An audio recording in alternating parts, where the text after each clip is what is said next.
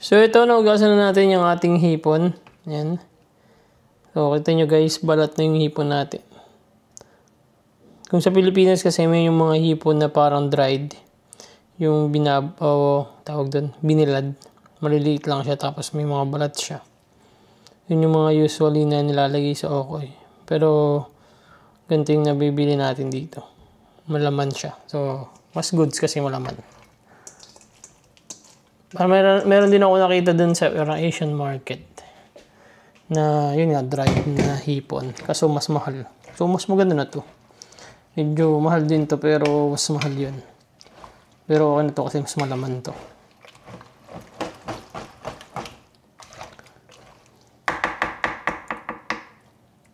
Tapos ay ilalagay na natin tong ating, ayan guys, makikita nyo. Green na green. Ayan o.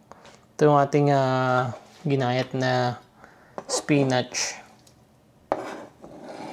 So ito yung nilalagay kong gulay niya. Yung pampa-add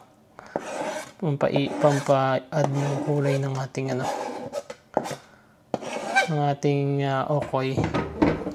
Ewan ko usually kung anong ginagamit dito. Nakalimutan ko. Basta may ginagamit din sila dyan eh.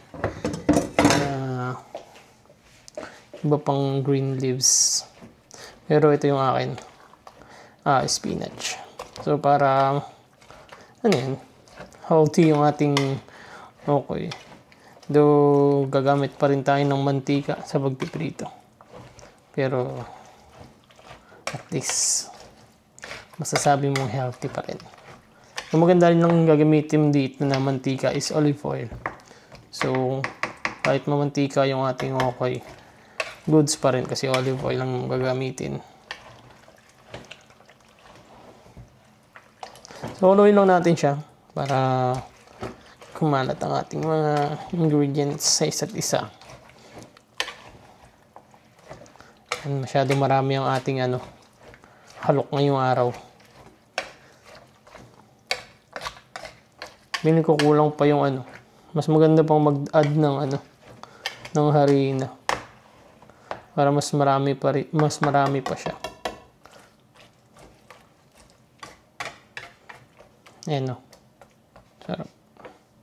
So yun guys, okay na siya. Tapos ang gagawin na lang natin dito is mamaya ay magpiprito na tayo.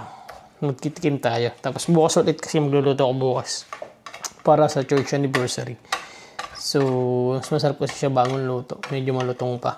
So bukas natin siya iluluto. So yun guys, luto tayo mamaya. Let's go!